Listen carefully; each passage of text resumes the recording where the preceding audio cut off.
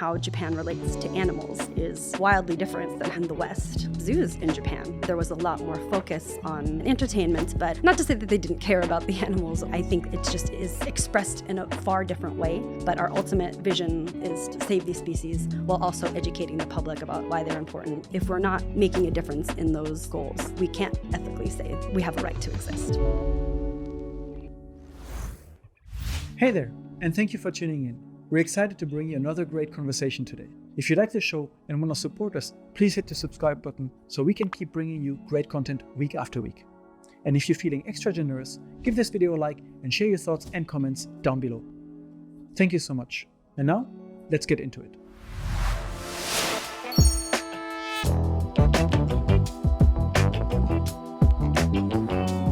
Welcome to Unpacking Japan. I'm Toby, and today sitting here with Dr. Miaka. You are a veterinarian at the Kobe Animal Kingdom, or Kobe Dobutsu Okoku in Japanese. Thank you so much for coming from our neighboring city. It's a good city. We want to talk about what the veterinarian does here, specifically in Japan, animal preservation, what are zoos like in Japan, and more interesting topics. So let's dive straight into it. But before that, a little bit to get your backstory right. What brought you to Japan? Well, first of all, thank you so much for inviting me. I'm really excited to have an opportunity to discuss my favorite topic, which is zoo animal medicine. So my background is I look like this, but I'm actually half Japanese and half American. And my mother is the Japanese one, but she was adopted by an American family. And my grandparents who adopted her lived in Yokohama for about 4 years in post-war Japan. So when I was growing up, I had a collection of really awesome antique Japanese goods around the house. That we had this old tansu chest that was filled with so many treasures, like old tea ceremony equipment and calligraphy ink. And as a kid, I just thought that was the coolest thing ever. So from a very young age, I had a bit of a fascination with what my grandparents had seen and done in Japan. And I think my grandfather in particular was really encouraging in terms of me connecting with my Japanese heritage. And they had all these photo albums filled with, what Japan and Yokohama specifically looked like in the 1940s, early 1950s. So I think from a very young age, I felt strongly drawn to the Japanese side of my heritage. And although he was American, he, as an English teacher, was very interested in languages and spoke a bit of Japanese. And so he was the first one to actually teach me hiragana and katakana. Really? And then that kind of started me on this self-taught Japanese journey. And when I got a little bit older, we moved to an area that had a Japanese school. And so I, at the age of, I think, 13, told my mom that I wanted to spend my Saturdays in Japanese school. And I'm really grateful that I did that because it allowed me to do what I do today by giving me the fundamentals of Japanese language. So that is essentially what brought me here. Although I did not at all anticipate going to veterinary school and working as a veterinarian in Japan. I thought I always knew I wanted to be a vet. I grew up on a thoroughbred farm with like 13 dogs. So there was never any choice but to be an animal lover. And after I graduated university, I thought I wanted to take a gap year because I spent my whole life learning Japanese, and I thought I needed a chance to be able to actually use it in the homeland. So kind of with a light feeling, I moved here and said, I'll live here for about a year before trying to gain entry into veterinary school in America. And it's been about 12 years now. So clearly my initial plan did not go as originally intended, but I couldn't be happier with how things have turned out. Seems like you really grew up with a strong connection to Japan from your family heritage. Yes. What was it like when you moved here for that originally planned 1 year and actually be here, which you described as the homeland? Yes. Well, I mean, I knew from my time in Japanese school that I would never be considered a full Japanese person. And of course, that's not what I am. So that didn't bother me so much. And I think I didn't really have any of the significant culture shocks that maybe people who have never been to Japan have had, because I just grew up with a lot of Japanese media. But I think what I did really struggle with when I first came here is maybe not even really being accepted as a hafu, or like a mixed Japanese person. Because there's a lot of people who would say, your mom didn't grow up in Japan, so that doesn't really make you truly mixed Japanese, or you don't look Asian enough to claim Asian heritage, or those kind of comments.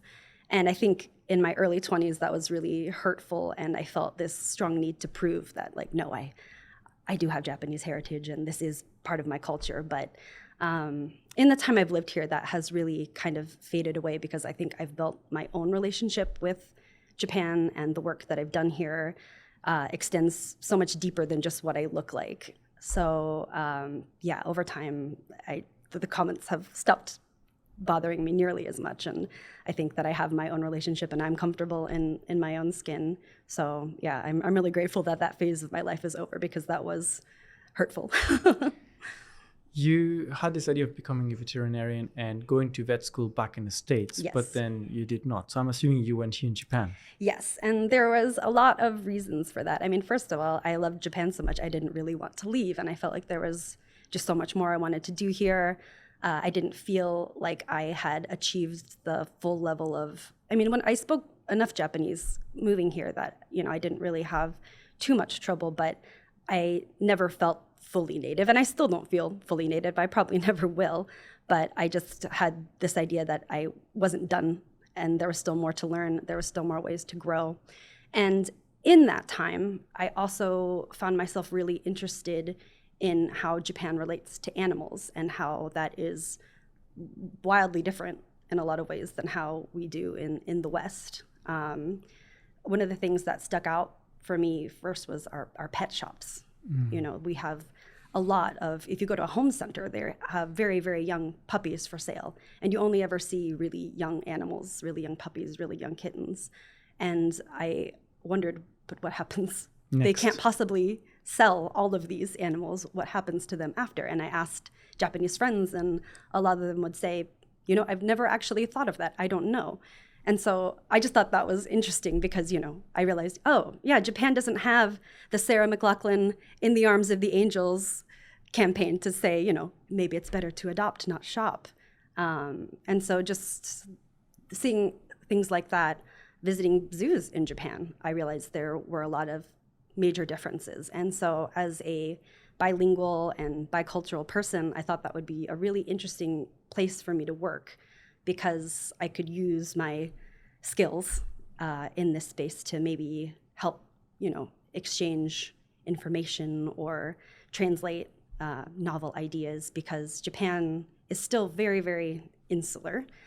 I think English literacy is still, as a generalization, the average Japanese person's English, the comfortableness of English or fluency is low, maybe compared to places in Europe. And that has significant implications in the scientific world, I think, because scientific discourse, for the most part, happens in English. And I think I've talked to other veterinarians in Japan that want to know more about what is happening in other zoos around the world, but there just feels like there's this massive wall because of the language issue. And they can't connect with the people working in those differences. Yes, and then just, even shame about speaking English if it's not perfect. So I thought that might be a great space for me to move into, because if in any small way I could kind of lower that wall and help new ideas flow between the two countries, then that can only benefit both countries, hopefully. And so, yeah, that's why I decided I wanted to try to attend vet school here. So what are the requirements here in Japan to become a vet? I imagine that maybe in the US it's a pretty lengthy study program. Yes. I have no idea what it's like here in Japan. Actually. In Japan, well, Japan kind of follows a little bit more of a European model. In America, you have to attend undergrad for 4 years, and then as a grad student, you're in veterinary school. So it's a total of 8 years undergrad plus a graduate program. But Japan, you enter veterinary school right out of high school, and it's a 6-year program. And, I think there's variability between different universities within Japan, but I have found that we're a lot more research focused rather than clinical practice focused. At least it was in my program. I went to Osaka Prefecture University in Osaka. So a lot of my time was not actually spent on the clinic floor, but I was doing research on biomaterials and just basically novel materials that we could use for transplantation purposes, either xenotransplantation, meaning taking materials from one animal and using them in another, or autologous materials. So that's kind of a little bit in the woods. But yeah, I was very interested that my image of veterinary school in the United States is, your last year, you're basically practicing as like a mini veterinarian, and that's not the case in Japan. But so for you, that meant when you were doing all these research courses, it was interesting, but you were like, I want to go back to actually working with animals. Exactly. Right? That is exactly what happened, and that's how I found myself interning at my local zoo, the Osaka Tennoji Zoo, and I had interned there on the weekends from the time that I was a first-year student to basically when I graduated. Oh, so you spent 6 years at the Tennoji Zoo. Yeah, and I mean, there was a little bit of breaks in between, and I would only go on weekends that I could, but in terms of time span from the time that I started basically to the time that I graduated, I maintained a relationship with them, and it opened my eyes to a lot of interesting different ways of thinking about zoos and their role in society, animal welfare, and where we should go from here. So now you're at the Kobe Animal Kingdom. So you've had experiences with different zoos here. But before we dive into the actual experience of working there, you said it kind of opened your eyes a little bit on the role of zoos in society and animal welfare and so on. Can you maybe explain what you mean by that? Yeah, well, I think especially since my family now, my jikka, or my home town in America now is San Diego. And that is, of course, home to the San Diego Zoo and the San Diego Zoo Wildlife Alliance, which is just an incredible scientific institution. They do so much great conservation work, not just within the zoo itself, but they have local conservation organization projects in Kenya and all around the world. And so that really kind of set my bar for what a modern zoo looks like. And I feel, this might be a personal opinion only, but I feel like they kind of present that the science and the animals come first. You are welcome to come enjoy what that means, but our ultimate vision and purpose is to save these species while also educating the public about why they're important, why we should care, and what we need to do to actually make a meaningful difference. Whereas I feel like in Japan, there was a lot more focus on just getting children to the zoos and showing them the animals, but it didn't really extend in the same way to being like a university level academic institution. And there was a lot of talk about how, this is a place for families to come and enjoy like an a entertainment. Weekend. Yes, an entertainment, but not to say that they didn't care about the animals or, and they still do, but I think it just is expressed in a far different way than it is in the West. I feel like this narrative was also the case when I grew up in France. It was also about, you come with a family and you enjoy, you see the wild animals, and it has shifted today to be also more focused on the science, focused on preservation and conservation of animals. And we were talking about this a little bit just before we started the cameras, that most animals nowadays actually were not captured in the wild and brought to a zoo. They were all born there, and some of these species would go extinct if they were not at the zoo. Yes, you're completely correct in that, and I think that's maybe, hopefully, not a super common misconception, but a misconception nonetheless, that the animals that you see in zoos are all ripped from their families in the wild, and that is hardly ever the case. Modern zoos have ethical standards, which basically ask of us to only display the animals that are born in captivity, with the ultimate purpose of hopefully repopulating those wild populations. But if you are going to actually take an animal from the wild, it has to be an extremely compelling reason that needs to go through multiple ethical committees. And the main reason would be if you have a population of animals that has too little genetic diversity for it to actually be a healthy, sustainable population long-term. And in cases like that, I mean, generally we try to mitigate that issue by moving animals within zoos. Or maybe even within zoos in different countries to get that genetic variability. But some species really, maybe due to an extinction event in the past or something like that, they have really limited genetic diversity already. And so in cases like that, very rarely, with a lot of scrutiny, there will be a wild animal taken. But they have had zoos that have been ousted from, for example, the World Association of Zoos and Aquariums for not having compelling enough reasons to be able to take those animals. So that's something that we take very, very seriously. So to get back about this image of the San Diego Zoo being kind of this model for a scientific research facility and animal conservation, and now the Japanese zoos are kind of trailing behind this a little bit. Are we seeing a change nowadays towards a focus more on science and conservation? I absolutely hope to think so. And that's been my experience.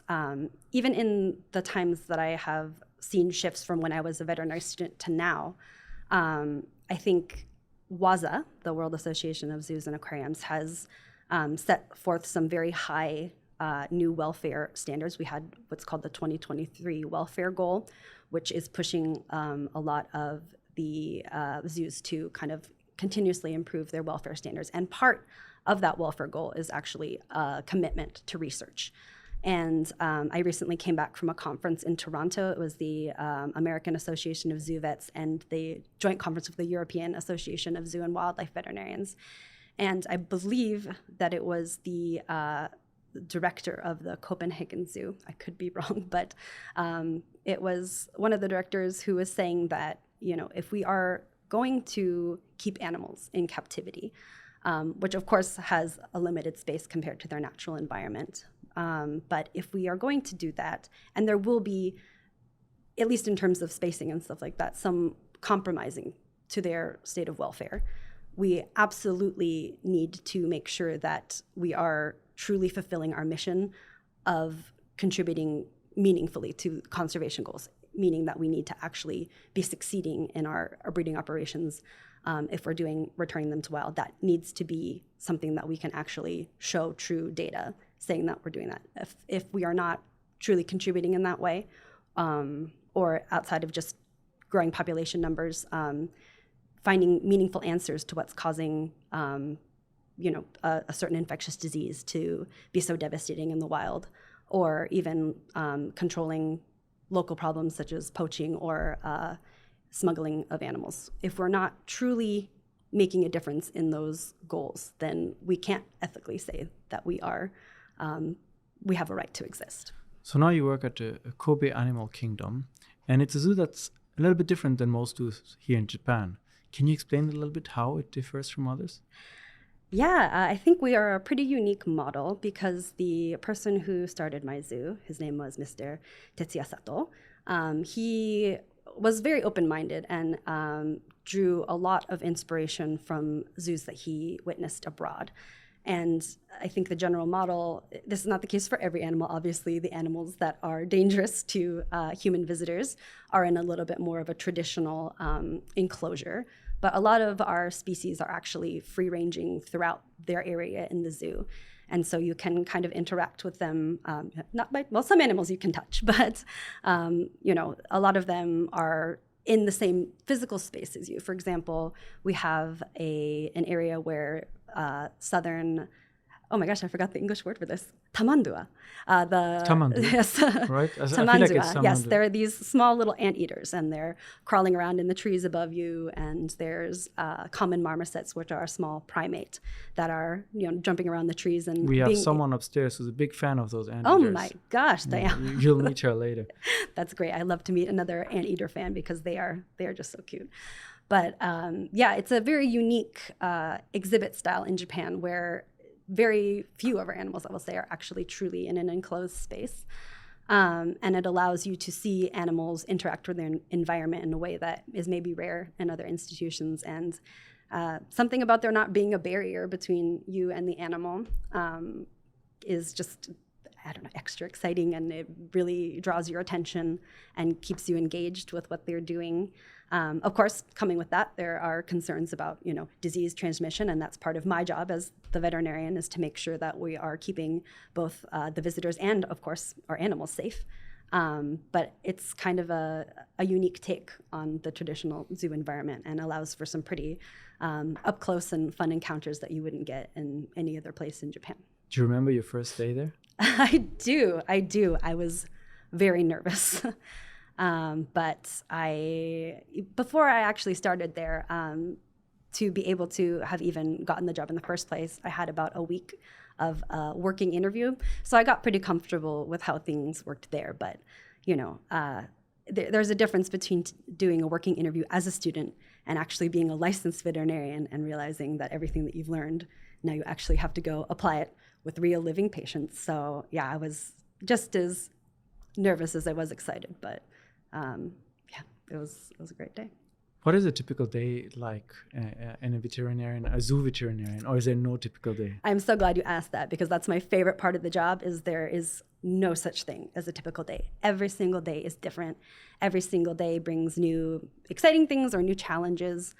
There are some things that are generally set. Like we have a lot of our preventative medicine that we need to do, screening for parasites routinely, vaccinations, just treating animals that have long-term conditions. So there are certain animals that I will see every day. But other than that, unless we have a planned procedure, like we're going to do some dental work on this animal today, other than that, I have no idea what's going to walk through my door.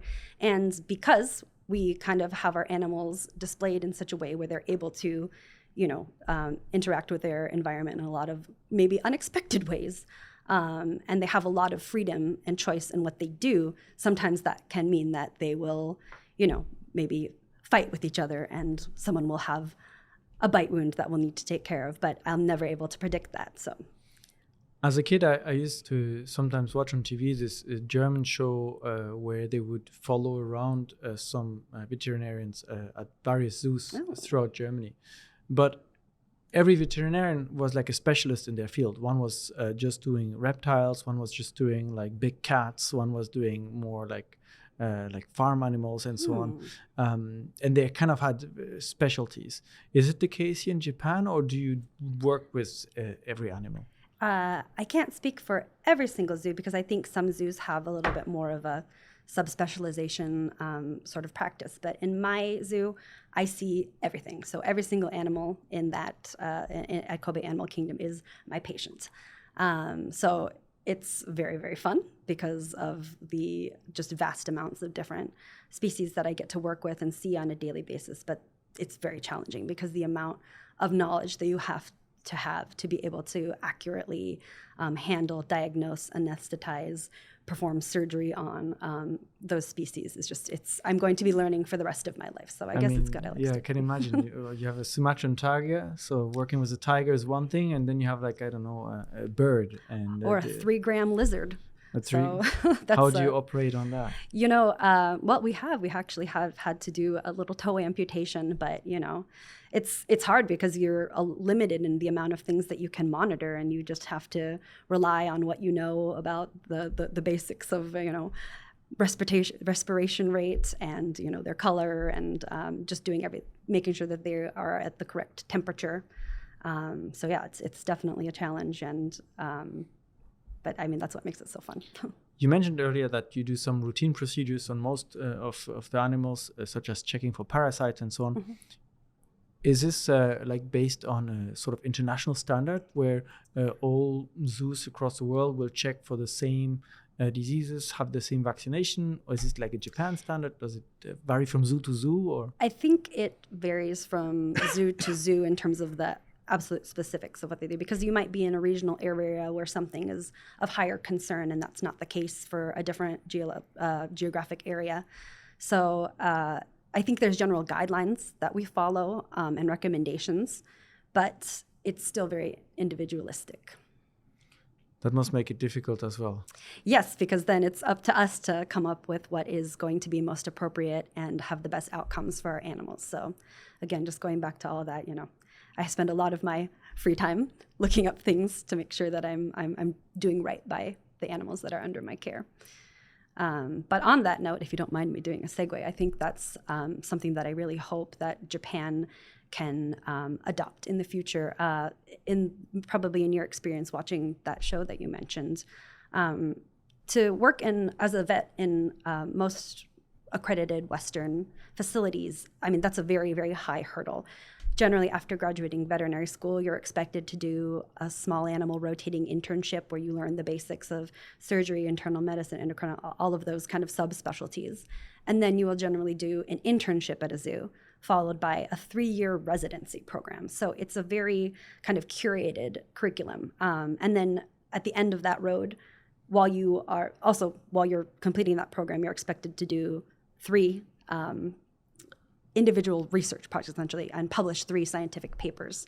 And finally, at the end of that, you have a very, very difficult board examination that makes sure that you've kept up with the past 5 years of like basically every wild and or zoo animal related topic. So just the level of education and specialization that happens in Western zoos is amazing and intense, but we don't have anything that's quite like that within Japan. And we're kind of in the more traditional, like you learn from your supervisor, the person who came before you, and they teach you what they know.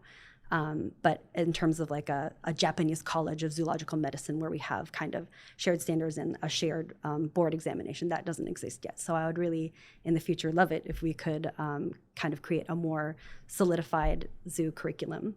And I think that could help us create those standards that are most applicable to Japan and really evidence-based. What are some of the common challenges? And you were mentioning that, for example, in terms of the medical side of things, you check for parasites, and you were saying a little bit earlier in our conversation that veterinarians also study why are there certain outbreaks and so on among wildlife, and why is it so dangerous. So I imagine you must study them. So what are some of these kind of common things? We get the cold, we get the flu. What do the animals kind of deal with? Oh, it's very hard to make a generalization that is true for all species. And there's generally certain types of, for example, in amphibians, they're really prone to different types of fungal disease, which is maybe not the case for mammals. I mean, mammals do get fungal diseases, but it's not quite the same amount of a survival and conservation threat as it is in amphibians. But I would say just, any infection is going to be common, a bacterial infection, a viral infection, that can pretty much happen to any species that we deal with. So it's more about being aware of, in this species, what do I need to be looking out for? And aside from infectious things, certain species are just more prone to developing certain types of cancer. So being aware of those things and knowing that since they have that tendency toward developing that condition, are we screening appropriately? Are we making sure that we're aware of the signs that something could be a problem? Do you have any favorite animal species that you like to work with at the Kobe Animal Kingdom? I mean, I love every animal, so it's hard for me to pick a specific favorite, but I do have a very soft place in my heart for fennec foxes. They're adorable. With the large ears, yes, right? They've got very large ears. And then the Asian small-clawed river otters are absolutely charming. They're so much fun to watch.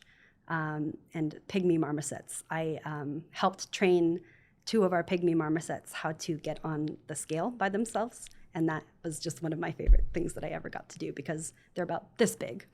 And so being able to take a little syringe and lead them onto a platform and get their weight without stressing them out by grabbing them. I mean, I get paid to do that. That's pretty lucky. That's the other side of the coin, right? They're animals. And so people have been used to maybe domesticated dogs and cats and maybe some other animals. But the animals you just mentioned, maybe not so much. So like training them, getting them used to interacting with humans, getting them used to follow these daily procedures. Is there a textbook for that? I imagine not really. Well, we do have a really amazing zoo medicine textbook. It's called Fowler's. So it's kind of our zoo Bible. But a lot of that, it will talk about the importance of those types of trainings, but there's whole conferences that are dedicated to how we can, it's called husbandry training, essentially. So getting the animals to be active participants in their own healthcare. And in the days that they really don't want to get on the scale, okay. And that kind of circles back to our animal welfare discussion about how, choice is an important thing to give to animals that are in captivity. And so giving them the opportunity to participate or not, rather than forcibly, there are times if you have an emergent issue that we will need to capture the animal that might not necessarily want to be captured. But I think there's been a big push recently that as much as possible, we should focus on training the animals to help us help them.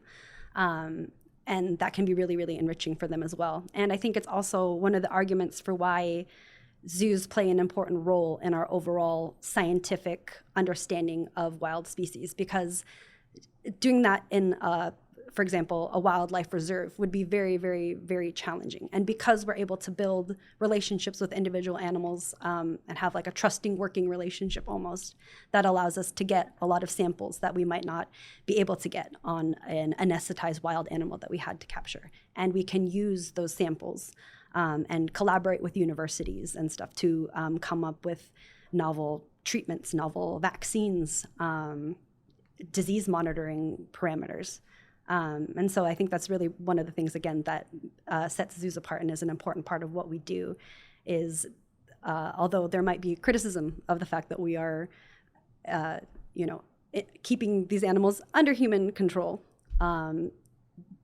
if we're able to build that, again, that trusting relationship with them, there's huge benefits to the species overall by learning from what those animals under captivity conditions can teach us. And captivity conditions also have the nice benefit of allowing us to control for a lot of external confounding factors that might be present in the wild. And so a lot of our data can be very robust and scientifically sound because we know exactly how much that animal is eating, how much they weigh, that they don't have any other confounding diseases at the time. And so it allows us to get a really unique data set that probably would not really be feasible in the wild.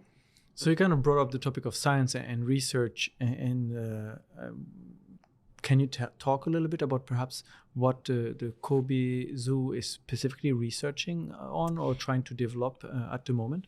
Yeah, I can't get into super intense details about what I'm doing currently because it's not published yet, but the basic idea is birds are very, very prone to developing arthritis, much like humans, and birds tend to be some of our longer-lived species in zoological collections.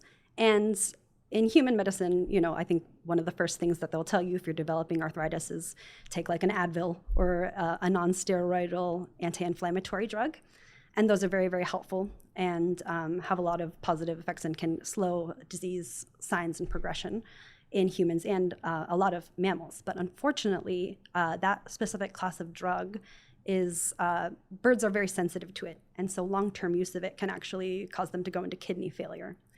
So we need novel arthritis drugs to be able to treat these populations. And so one of the things that I'm looking into is a type of arthritis drug that has not actually ever been looked at in birds. And I am not actually, using this medication on our birds. In the context of routine health screenings, I will just take a little bit extra blood from their normal blood tests that I'm using to screen for other diseases. And I'm going to be sending those blood samples to Cornell University in America, and they're going to be mixing this drug that I'm trying to investigate in with the blood samples and seeing how the blood reacts and if it's actually safe to use. So that's one thing that I'm doing. But zoos around the world are doing incredible things. I am really excited about, have you heard, about EEHV? No. In elephants? Well, okay. I'm really glad that you said that because it gives me an opportunity to talk about it. Go for it.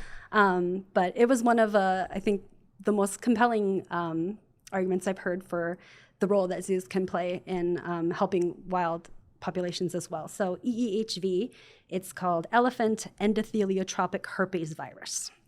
It's a long name, but it's essentially a herpes virus that all elephants carry in the wild in zoo collections, that if an immunologically compromised or an animal that doesn't have immunity to that specific strain of virus gets infected with, it can cause massive hemorrhagic disease because it basically attacks the lining of the blood vessels. And it's one of the leading causes of death in Asian and African elephant species. And it tends to mainly affect young animals, so animals under the age of 10 or 15.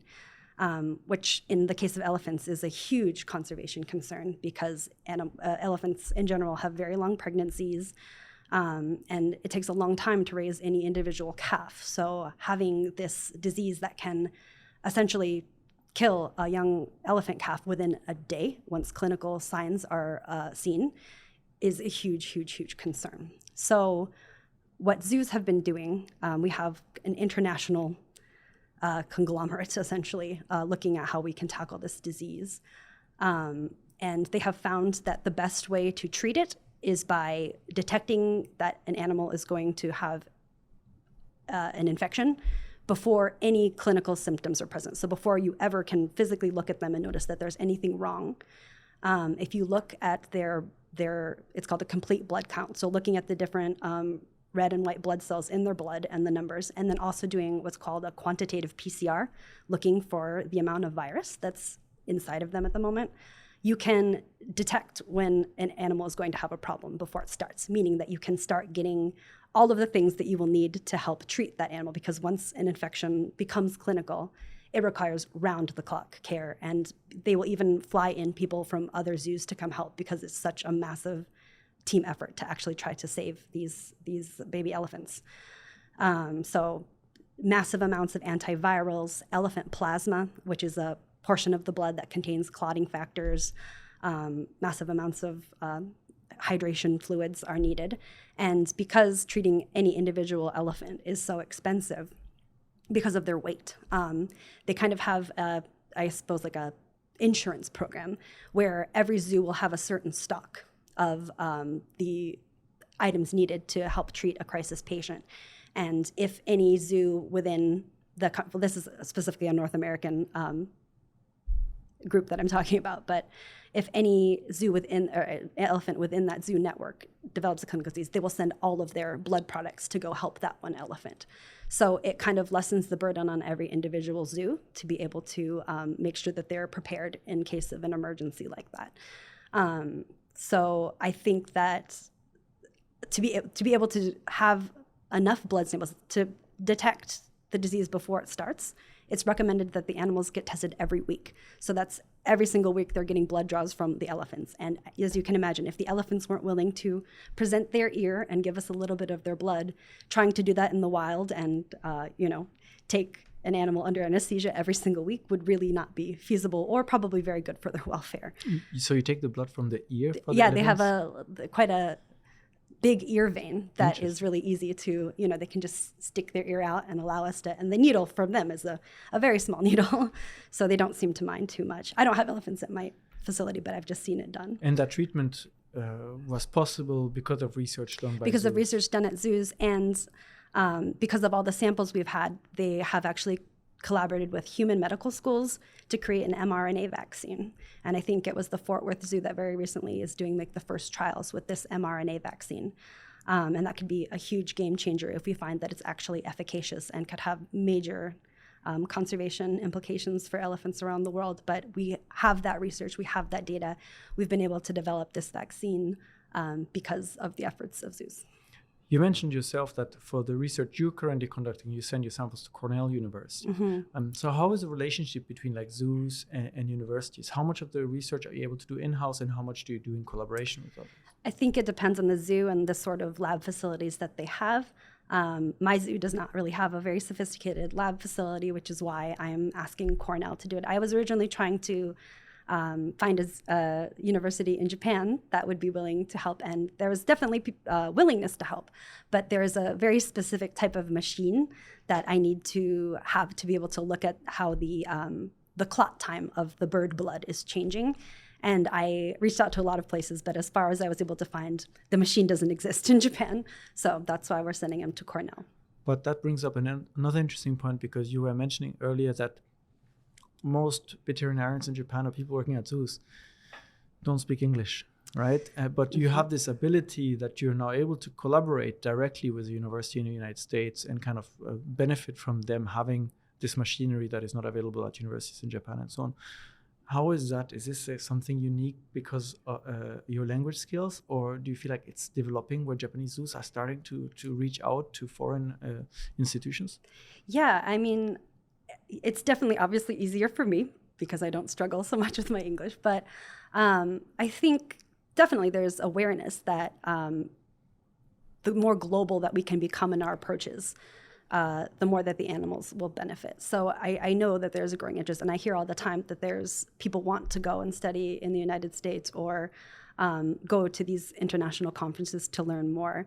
But again, I think a lot of times people are just quite shy and they feel that if they go, they're not actually going to be able to meaningfully communicate with people. So maybe that's something that we can look for in the future, maybe creating a working group where we focus on, zoo vet relevant English terminology. And I would love if we could all, as a group, go together. And if there were any sort of communication issues, if I could help at least. But yeah, I'm hopeful that the next generation, as we become more and more borderless and globalization continues at the trends that we're seeing, that maybe the English language issue will be lessened. And I mean, I suppose AI is something that is being pointed to as potentially being helpful in that. So who knows? But I'm really hopeful that that's the direction we will continue to go. What about then domestic collaboration? There are many zoos in Japan. You mentioned your internship at Tennoji Zoo, you work now at Kobe Zoo, and there is a famous Ueno Zoo in Tokyo, which I think may have been the first one to open in Japan in 1871, no? Yes, something like that? It's somewhere around there. I late think 19th century, yes, I believe. It's over 100 years, definitely. Do those zoos collaborate with each other? Yeah, absolutely.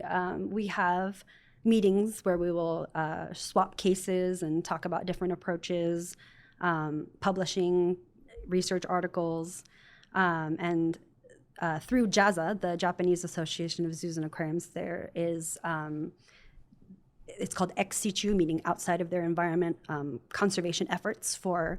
In my zoo, we specifically focus on the Miaka grass lizard and the Amami spiny rat. And this is not just our zoo that's trying to work on these populations, but JAZA overall is getting different zoos within our network to collaborate for these conservation projects. So yeah, definitely. So we talked a lot about the role of the veterinarians, the research in animal preservation, but the zoo is open to the public, right? Yes. And especially Kobe Animal Kingdom, you mentioned that it has these big, large open spaces. So how do visitors experience this place? How can they perceive it? How can they see the research that goes behind it, not just what we were discussing a little bit earlier, kind of, this is fun, there are wild animals, here, look, there's a bird flying. Is there a way for them to interact, to engage as well with the research or understand the efforts done by the zoo? Yeah, I think the bird arthritis project is a little bit more behind closed doors, but the animals that I mentioned before, the grass lizards and the spiny rats, they're actually on display.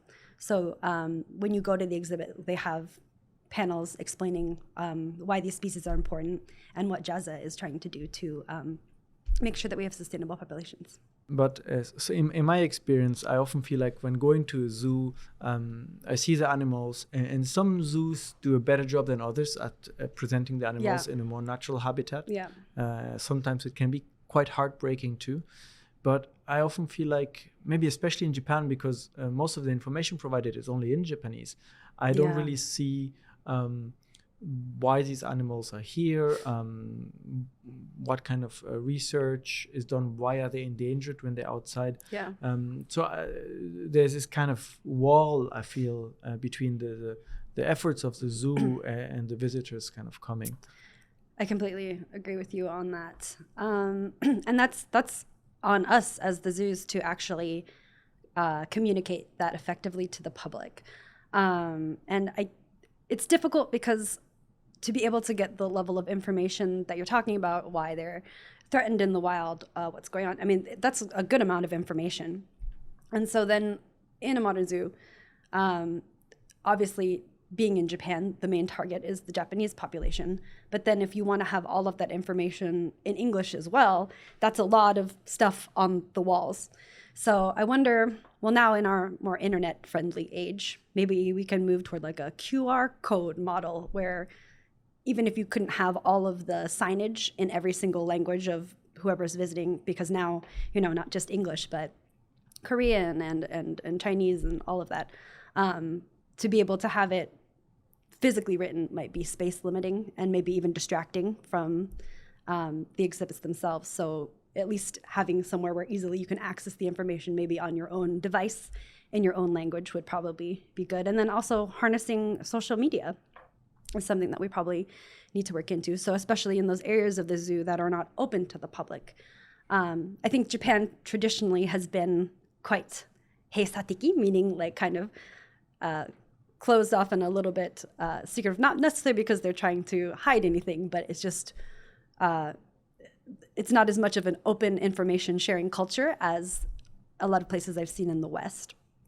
So in that way, actually taking the time to share, because there is great efforts going on and people should know about it, and getting more public support for what we're actually trying to do could maybe increase people coming to visit, supporting the efforts, getting more funding for those particular projects. So yeah, I do hope that we are able to find the channels that are most effective at showing all the great stuff that we're trying to work on and making sure that that is accessible to everyone who comes to visit, and not just ending at, look at this animal, it's cute, the end. I feel like a lot of zoos in Japan are starting to be a little bit dated. When passing by them, it feels like they're from the 70s, 80s, perhaps older. Is there sort of a common realization that the facilities may not be up to modern standards, and maybe also the government being involved into modernizing and maybe making them larger, although Japan is known for having very little space? Yeah, I mean, you made a great point about that, because I think a lot of people will come to Japan and see kind of some of the places that are older, not necessarily realizing that it's very complicated. Because Japan has spent a lot of time focused on equity and making zoos really accessible. A municipal zoo, for example, Tennoji, I believe the admission fee is still around like 500 yen, so less than $5 for an adult, which is so deeply contrasted to, for example, I think the San Diego Zoo, which is a lot more expensive than that to go in. And I think it's hard balancing the idea that should this be accessible only to people in a higher economic bracket, with also what the city is willing to provide for improvements. And so I know that Tennoji recently, in preparation for the Expo 2025 in Japan, has actually remade a number of their exhibits, modernizing them in their California sea lion wharf, and they had an entirely new penguin exhibit with a lot more naturalistic habitat areas. So I think it's changing, but because, as I have heard it explained to me by some people in the industry, if we're all getting funding from the local government and it's an issue of, are we going to improve this animal's exhibit at the zoo or build new infrastructure for people, a lot of times it's hard for the animals to win out over the new infrastructure needs that are going to benefit humans, which is something that should be looked at. But I can understand that it's a lot more challenging trying to, I think Japanese zoos in general have a lot less funding to work with than some of their overseas counterparts. And something that I noticed about San Diego especially is they have a lot of private donations as well. And I don't think we have the same sort of culture around that in terms of just gifting money to zoos. Although crowdfunding, my zoo, at least in particular, has started crowdfunding for new and improved exhibits. So maybe that's a model that the zoos in Japan will continue to move toward. Where I grew up, there are some zoos that take these very large spaces and you can kind of drive through by car, and the animals really have, they're more like a wildlife sanctuary nearly than a zoo where they're in cages. Does this exist here in Japan as well, or is it due to lack of space, just usually small city zoos? There are safari parks, and as you mentioned, it's generally more in an area where land is less expensive than it would be in the middle of downtown Osaka. But one thing, of course, giving animals that want to roam, room to roam, is very important. But I also want to emphasize that just giving an animal space, more space than it would had before does not necessarily guarantee an improvement in welfare. It's more about how they are using that space. Because if you, for example, I don't know, you were locked in a small white room and then someone gave you a bigger white room, it's not really going to change your state of interest that much. So I'm hoping that, in places where maybe space is an issue, focusing more on environmental enrichment and getting the animals to show more of their natural behavioral repertoire could be have a more positive impact on welfare than just simply expanding space and calling that the end of the day. One thing that I have found discussed in the animal enrichment sphere that I find a really interesting idea is in the past, I think enrichment has been focused more on, okay, here's a meat-eating animal. I'm going to put a bone in their enclosure and there, I've enriched them and that's the end of the story. But now I think the behavioral husbandry sciences have kind of shifted their approach, and it's more of an outcome-based husbandry approach, meaning first, instead of thinking about what you're going to input to that animal, what is the output that you would expect to see? So, for example, if you have a serval cat, they tend to hunt by making these big jumping leaps and pouncing on the predators, or in some cases, even capturing birds that are flying above them. That's a difficult behavior to replicate in a zoo environment. So some zoos, well, specifically, this is another San Diego Zoo example, but they really wanted to figure out a way to have their serval cats express this very, very natural behavior. And they did some very, very sophisticated environmental cues to be able to make the serval cats more in tune with their environment. For example, they first started by creating the sounds and effects of rain. So they would play rain sounds and use hoses and stuff to make the environment wet. And that obviously gets the animals' attention. Because in the natural world, after rains, a lot of times insects will come out of the ground. So then they actually exposed the serval cats to, I believe it was crickets. And the serval cats don't actually eat them, but it's kind of like, what is happening? There was this rain, and now these creatures I've never seen before are wandering around. And then in the wild, what comes to eat the crickets but the birds? So that was how they kind of cued their serval cats into realizing that their environment was changing. And they were able to, I think it was a penguin. They took penguin feathers and they attached it to some meat. And they hung that from the top of the serval's exhibit. And that was the first time they ever got the serval to actually leap and grab the bird prey.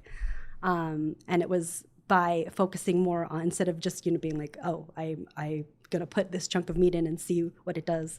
It was how to, I guess, create a living, breathing sort of environment for the animal to develop expectations and reactions in.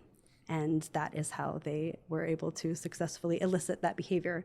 And they do all sorts of interesting things like, well, in the wild, an animal wouldn't just put its head in a bowl.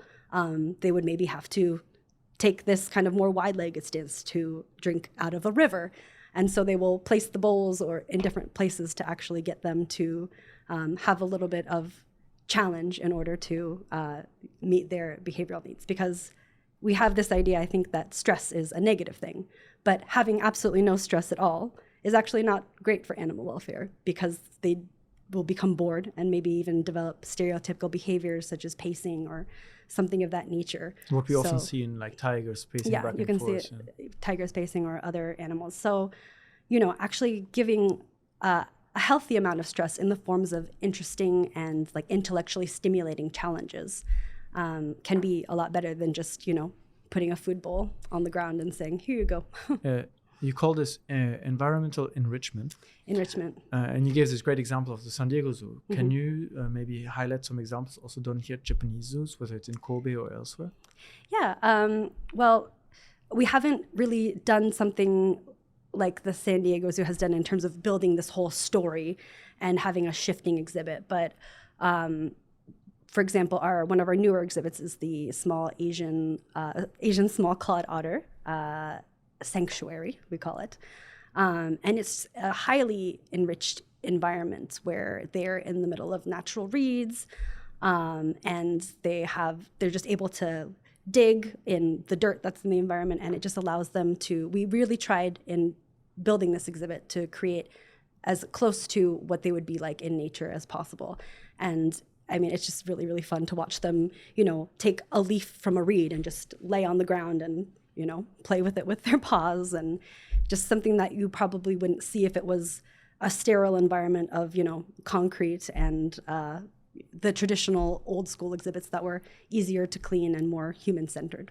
Are there some animals that are perhaps particularly prone to be enriched by interacting with visitors? I mean, to mind, I remember the story of the penguins at the zoo somewhere in Nagoya, I think, during COVID.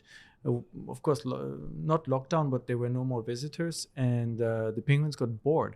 So the zookeepers and the veterinarians had to kind of play games to mimic, to get them to interact. And there were similar headlines at zoos in Germany as well during COVID. So are there some animals that maybe just like to interact with humans and find that fun? Yeah, I would absolutely say so. I think the important aspect has to be, is it up to the animal to be engaging with the visitor? I don't think that we should ever force a human interaction with an animal. But definitely, I mean, we're stimulating in a lot of ways. And they are often curious about what we're doing and why we're there and what we smell like. So absolutely, I think that we can be a positive force in that way. And I've seen that in terms of the husbandry training that we'll do, that the animals will look forward to the husbandry training. It's company. You've been working there now a couple of years, and we brought up like cultural differences at different aspects, whether it's how the zoos cooperate or the management of the zoo in general. What kind of cultural differences have you perhaps noticed when it comes to interacting with the animals directly?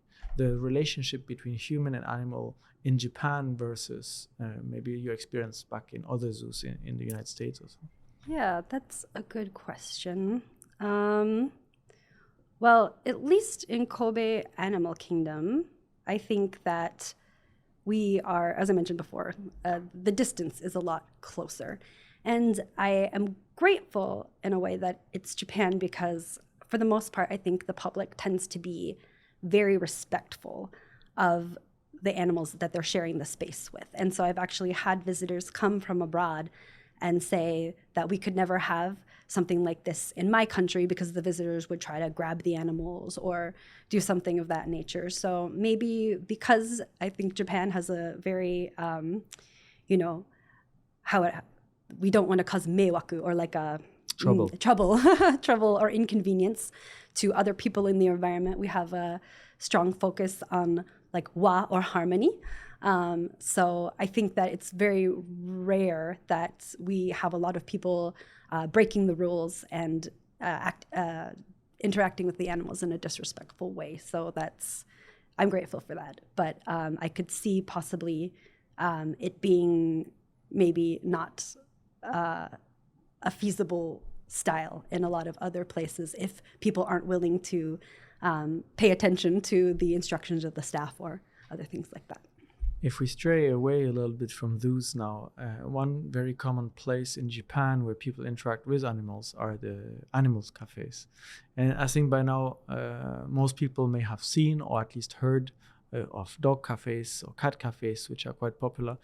But when walking, even just around Osaka, there are snake cafes, owl cafes, and probably many more that I don't know about. For me personally, it brings up quite a lot of questions. Why are those animals being kept in the cafes? Is their interaction with humans in those cafes a good thing or a bad thing? Do you know a little bit about why this became so popular and how they kind of operate?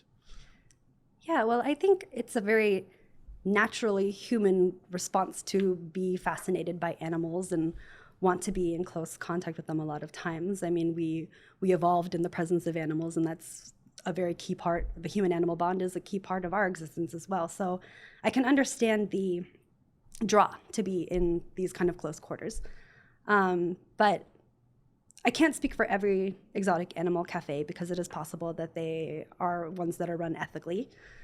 But I did know of some research that was done at Kyoto University. I think there was a paper published on this in 2023. That's quite recent. Yeah, it was really recent. And it was just a survey of a number of the exotic animal cafes, and they actually did find, I think it was maybe 52 different types of endangered species there. And most of them were, not from the wild, born and bred in Japan. But it does draw the question of where those animals originally came from. And with a great amount of exotic species, if you talk to exotic animal veterinarians, for example, owned by people, not in the context of a zoo, but the vast majority of health problems that are encountered in exotics are because of improper husbandry. Either they are not being fed the proper diet or don't have access to the proper light cycles.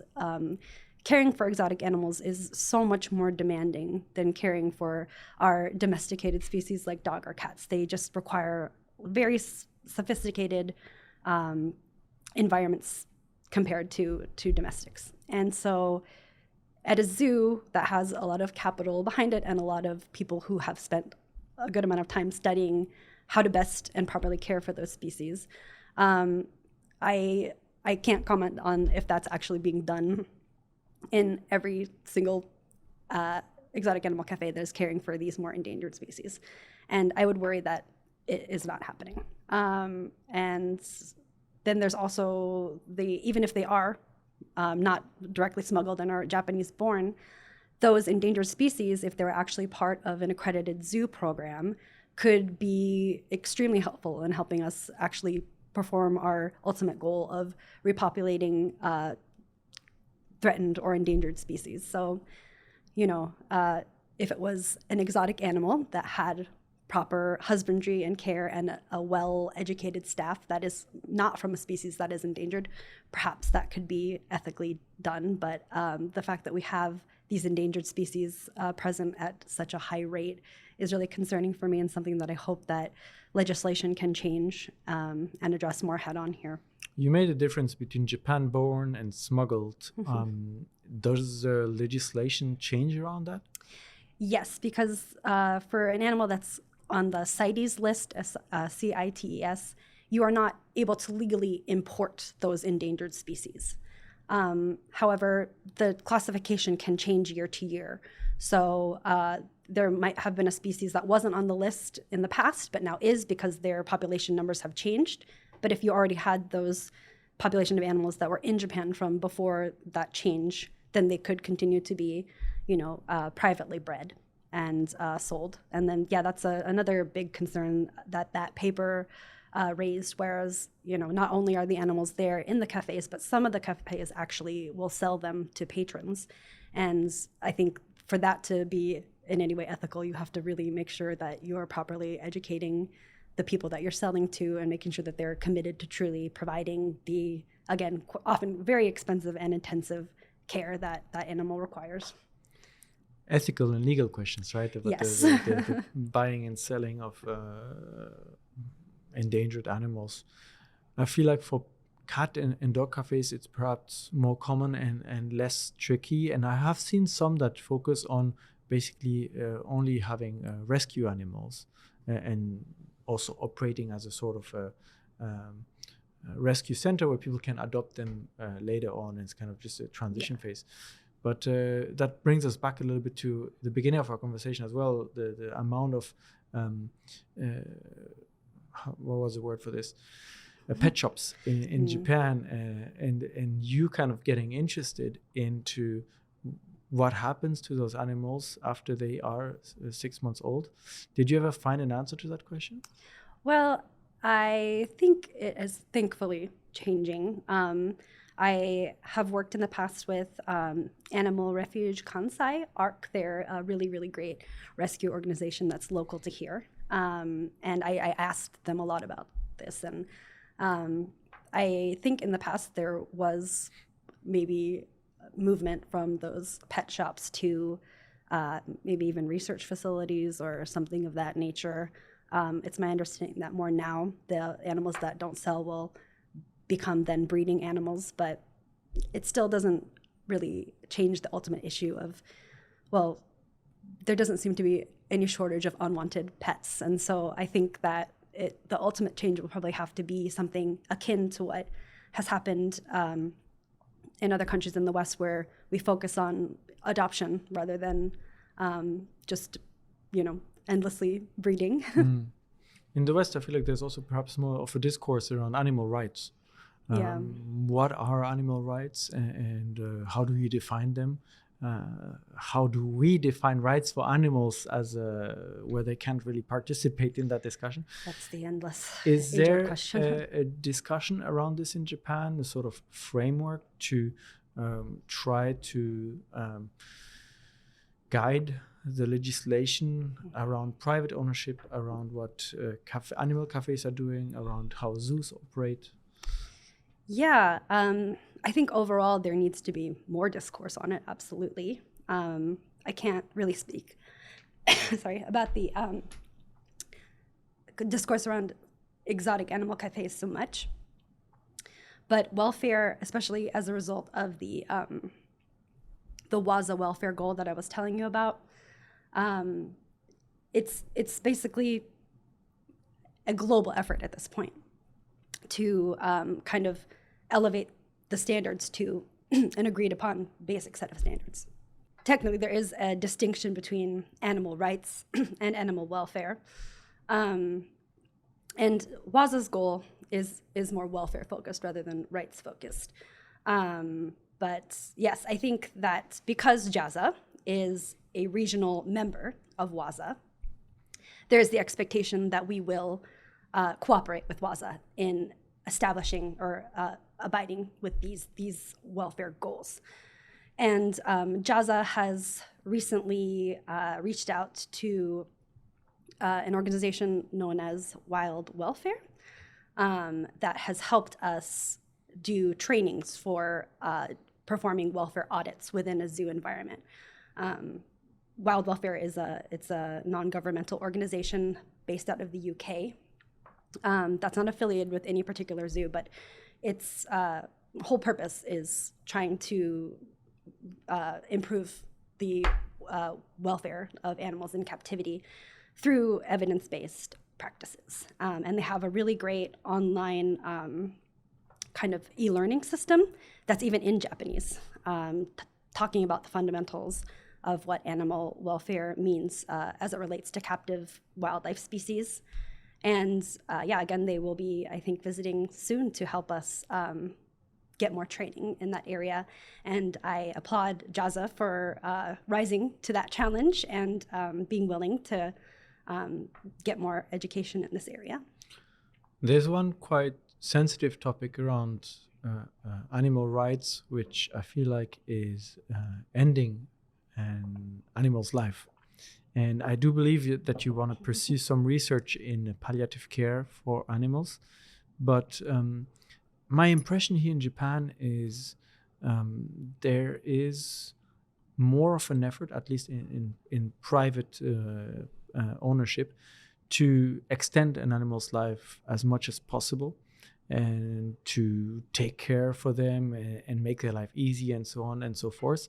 Whereas in the West, I feel like, at least in my upbringing in France, I've seen it's more common to put a dog down if the dog misbehaves and bites someone. If there's an injury that is believed to be fatal for the dog, the decision to put the animal to sleep is much easier done than here in Japan. Yes, I would agree with you on that. I think the topic of euthanasia is still very controversial here. And it comes very much, I think, from what you're saying, from the thought process of I want to do everything that I possibly can for my animal, and I don't want to abandon them or give up on them in their time of need. I don't want to play God and end their life, especially if I can't ask them personally, is this what you want? So those are some of the common concerns that I've heard around the issue. And I think, though, on that same kind of channel of thinking, we didn't ask permission to be able to put them in captivity either. And so there's a lot of choices that we make for the animals, from the types of foods that we give them to the types of potential partners that we introduce them to. We already are in charge of so many aspects of the animals' lives that I think we have a responsibility to ensure that they're getting the best end-of-life care possible as well. Whether that means a hospice-supported natural death or euthanasia when it's appropriate. It's just especially challenging in wild animals because a lot of the things that would be palliative care options for a dog or a cat would not be feasible in these wild animals without anesthesia or otherwise, and anesthesia comes with its own risks as well. So it's definitely something, especially as the internationalized welfare goals put forth by WASA become more of a topic. I think Japan and other organizations might have very different views on how we're actually supposed to address this issue, because it is an important one, and wild animals definitely deserve to have an end to their life that does not involve unnecessary pain or suffering. So how is it that we achieve that? Is it by increasing our palliative care efforts when possible? Is it by maybe having a bit more of an open mind toward euthanasia and how that can be the most appropriate treatment choice for an animal that's undergoing intractable severe suffering? I just hope that we're able to discuss it more openly and freely, because I think it's a very, very important topic, and people have a lot of strong feelings on it on both sides, but we're not actually going to be able to go anywhere without being willing to talk about it openly. So. It seemed like a few topics that were brought up throughout our conversation today always kind of conclude in this needs to be discussed more, and that perhaps in Japan some topics are touched less upon and kind of left in the closet until it's maybe brought up by an international committee and like, okay, we should kind of take it out of the closet and talk about it. But there needs to be more conversation about how we interact with animals as humans, how we take care of the animals that are in captivity, reintroduce them, research, interact with them, and more. Yeah. But for you now, looking ahead, what are some of the big changes you'd like to see, let's say, in the next 5 years? In the next 5 years. Oh, that's a short timeline. My gosh. Well, one of the things that I'm really working on right now is I have a lot of big goals for Japanese zoos in the future, but I'm certainly not able to do it by myself. And so I'm hoping that I can collaborate more with JAZA and other zoos in Japan to be able to get kind of a group of delegates together to attend some of the international zoo veterinarian meetings. I was also visiting the Toronto Zoo last month, and they expressed an openness in being willing to have maybe an exchange program of some sort happen with Japanese vets, Japanese zookeepers. So I guess my personal goal for the next 5 years is doing what I can to kind of increase this amount of international discourse and exposure to new ideas, and hope that the result of that ties into actually concrete changes in some of our practices that will help improve the health and well-being of our animals overall. And for your research, you have a lot of work to do with arthritis. Oh, but yeah, tons of work to do with that. I also really have this comparative oncology project that I want to work on. That's another really cool way that I think that zoo medicine in particular is contributing to greater scientific knowledge that doesn't just benefit animals, but people. Understanding the different types of cancers that wild animals get can open our eyes to novel cancer mechanisms, potential drug targets, potential genetic influences that we did not know about.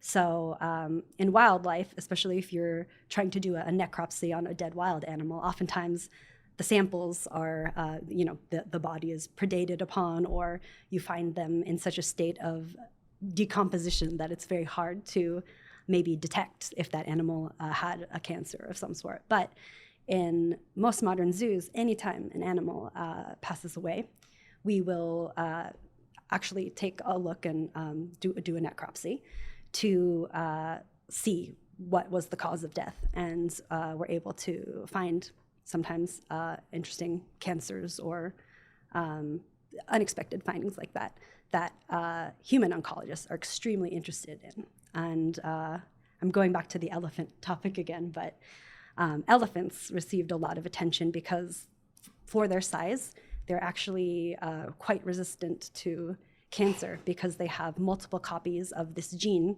called P53. And P53 creates a protein, that's the P53 protein, that has really potent anti-cancer activity. And so there's a group that actually was trying to figure out how to, in the lab, create this elephant protein, essentially, because it was found that the elephant form of this, because humans have P53 as well, but the elephant form had even more potent anti-cancer abilities than our own. And so there's places, I think it's called Peel Therapeutics, that is looking into taking this elephant protein, putting it into nanoparticles, and then using that to inject into human tumors. So it really kind of ties back to the idea of one health, where animal health is not separate from human health. We are all interconnected in this ecosystem, and the things that we can learn from looking to the wild can not only benefit our human cancer patients, future animal cancer patients. There's just an endless amount of things to discover, and we're not going to be able to do that if we lose them to extinction. So I can really hear the passion in the research too. You were saying that when you got into the university program, you were unsure because it was very theoretical, very lab research based, and not so much interaction with the animal. But now the passion comes out again when you get to study these interesting cases with animals. I was surprised. I didn't expect to like it, but I'm realizing now that did really help me, and helped me create a more research-based mind that I probably wouldn't have had coming from a non-Japanese veterinary school. So I am thankful for that, even though at the time it was quite difficult, and I was very sad that I didn't have my hands on a lot of animals as much as I would have liked to. But no, it's only been a positive thing, and I hope to keep growing as a researcher in the future for sure. Is there one conservation effort in particular that you see in Japan here that is very important to you, that you like people to know about? One effort in particular, there are a lot. The Tsushima Yamaneko, I think the English term is the Tsushima leopard cat.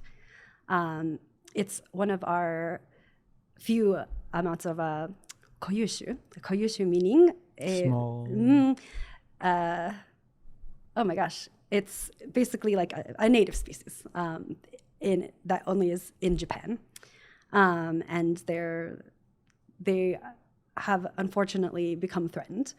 But we, at least in my zoo, there's kind of fun ways that you can end up helping without maybe even directly donating money.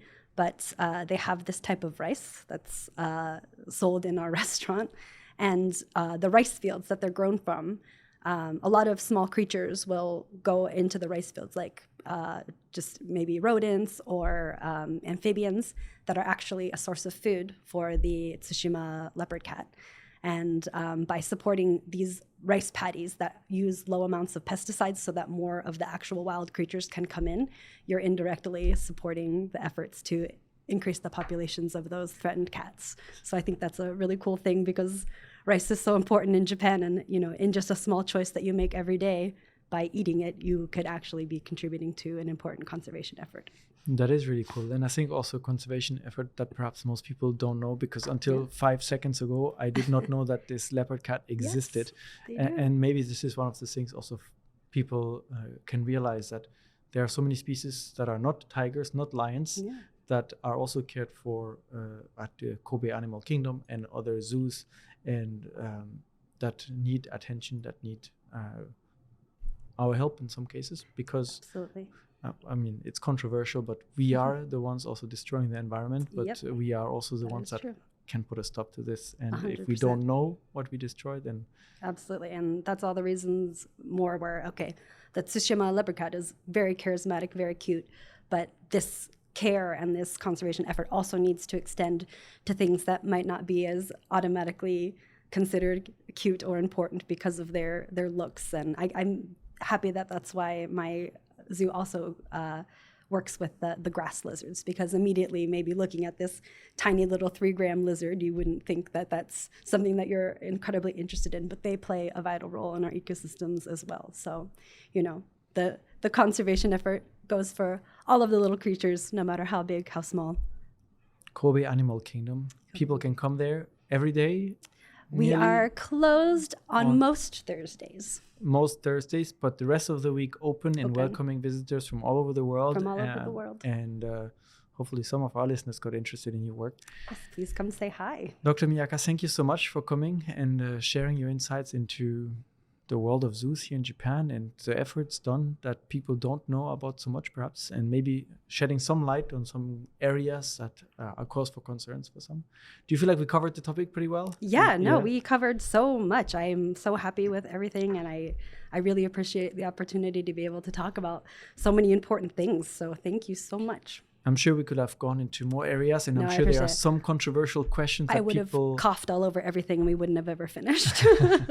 I'm sure there may be some interesting questions from the audience in the comments, and perhaps we can save them all up and maybe have you back here for another episode to answer all of them. Be so happy to answer any questions. And like I mentioned, you were saying that it starts with the dialogue, and having the opportunity to have that dialogue is really, really important to me. So if anyone wants to continue talking about that, I'm happy to go on forever.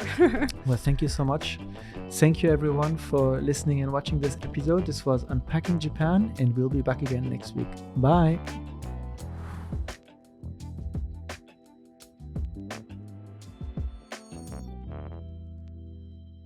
Thank you so much for joining us today. I hope you enjoyed this episode as much as I did. Please hit the subscribe button so you don't miss out on future conversations. And we'd love to hear from you. Share your thoughts in the comment section down below. And if you enjoyed this episode, here are a couple more that we think you'll enjoy. Thanks again for your support, and we'll see you next time.